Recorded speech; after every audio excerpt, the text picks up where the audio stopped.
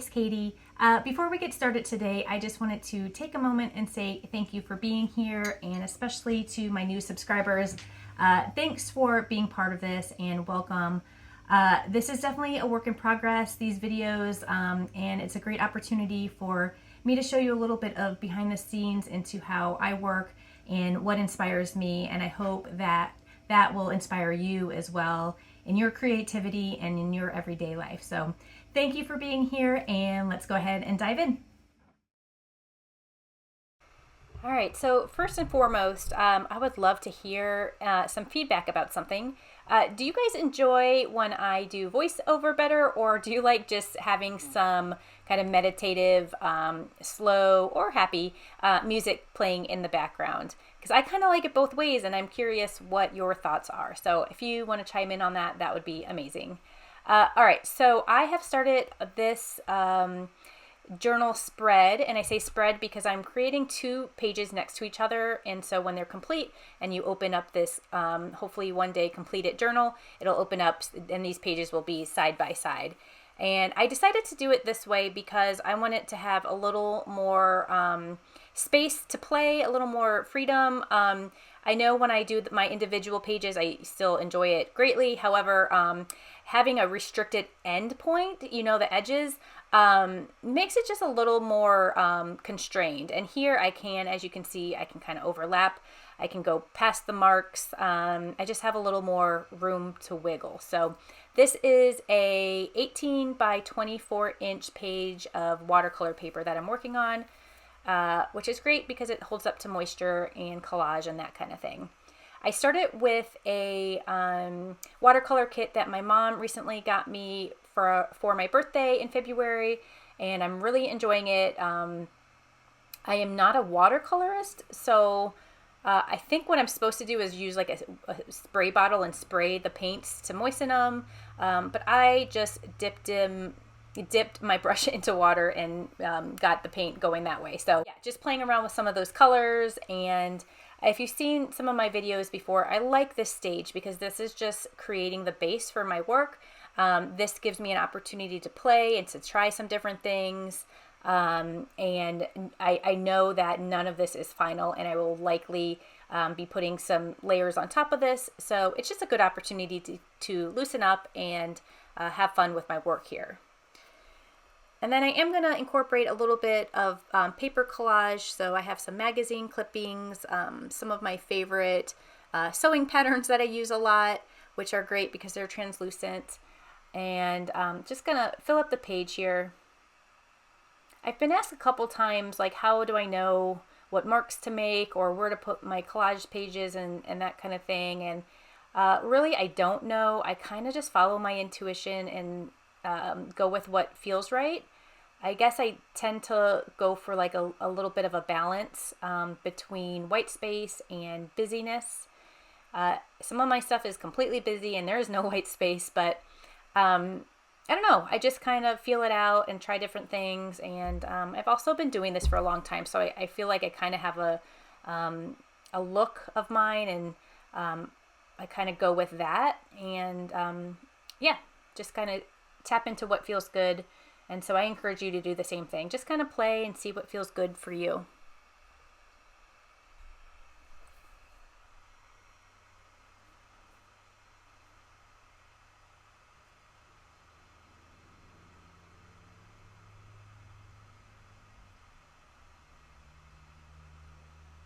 I really like this fluorescent yellow that came from the watercolor paint, so that's why I tore that piece of paper in half, so some of that still poked through a little bit.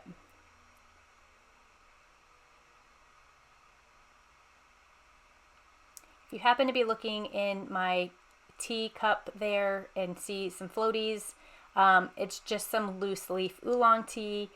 And that's why I didn't even strain it this morning. I just left it in there. And if you ever had really good oolong tea, you know that you can kind of just let it sit in the hot water and it won't get astringent or anything like that. So I just wanted to point that out because it looks kind of disgusting right here. But I will link the kind of tea we're drinking, or I'm drinking. We are a bit of a tea family here, and my husband's written a couple books on tea.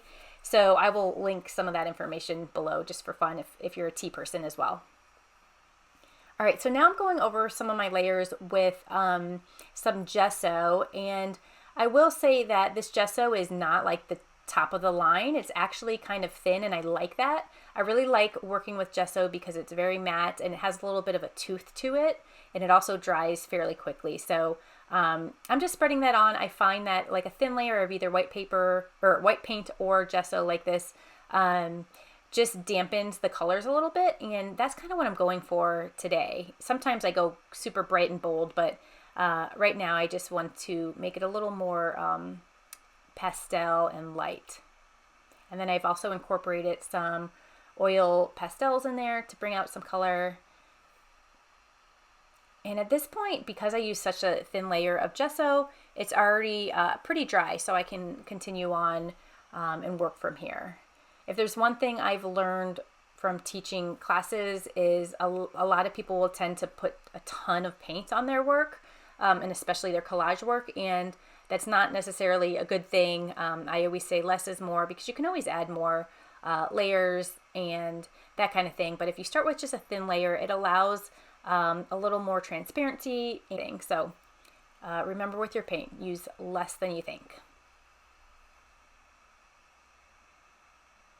And I'm using some masking tape here to create a little bit of a separation between my collage and this small photo that I'm going to be putting on here. It's just a nice little trick, because it kind of, you can already see, it kind of looks like it's blended perfectly into that background, but it just will allow my photo to pop a little bit.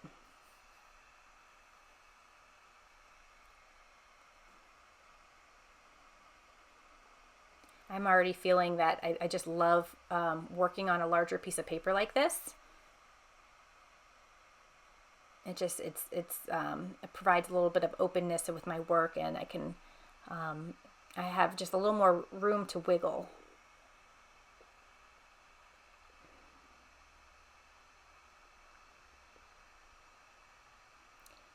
And the glue that I am using today for my collage work is Nori glue, which I've used in many of my videos, and I will link that as well if you want to buy some. I just usually put it in a little container and just spread it on with a paintbrush.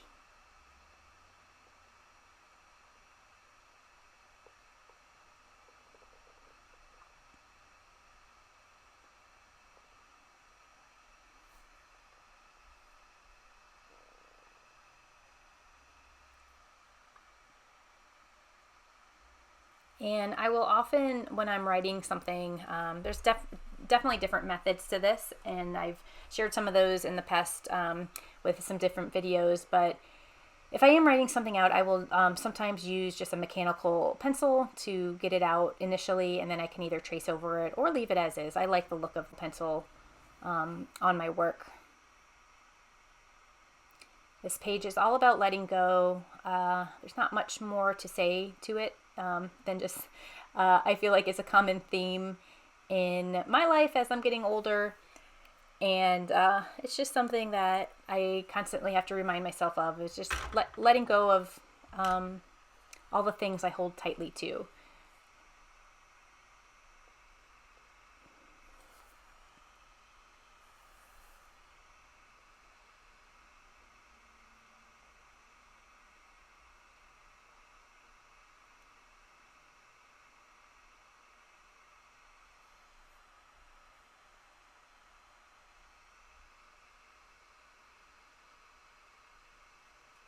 And as I start incorporating focal points into my work, and by that I mean like places where I know the eye is going to go, I know it'll go to the text and to these black marks that are quite a contrast from the background, then I can begin to kind of better find that balance that I spoke about earlier and add a little more details here and there. It's almost like every little step creates the next layer in terms of where I want to go with a piece. And that's part of just, again, just letting go and kind of seeing where a piece will take you, rather than having this expectation of what something will look like in the end. You kind of just go with the rhythm of your creativity and see what happens. And oftentimes it's magical.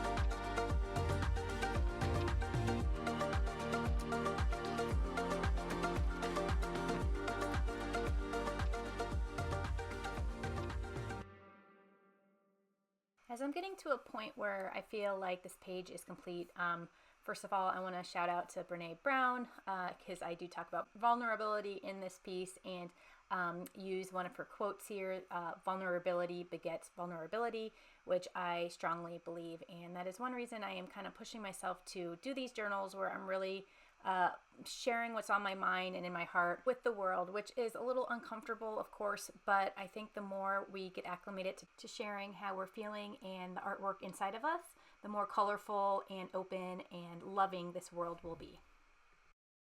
My next step is I'm going to cut down these pages, and I almost hate to do that because I love having this white space around it. So I'm going to have to think about this more in the future. If I do this again, I might create some more where I don't cut them down, but in this case, I want this to be part of my ongoing journal for the year. So I am going to cut the pages down into individual pages, and you can see how that looks here. What I did was each page is about 9 by 10 inches. So I'm just cutting it down to that. And of course, I can always go back later and add some more details or extra little words or whatever if I want. But again, I feel like I'm at a stopping point for right now. It's feeling good. It's feeling balanced. And I got what I wanted to say out, and that's the most important part.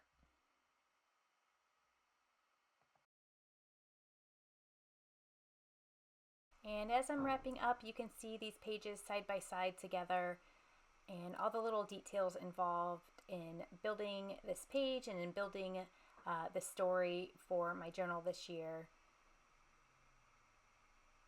And here I'll share a sneak peek of just how all these pages are coming together when they're arranged next to one another.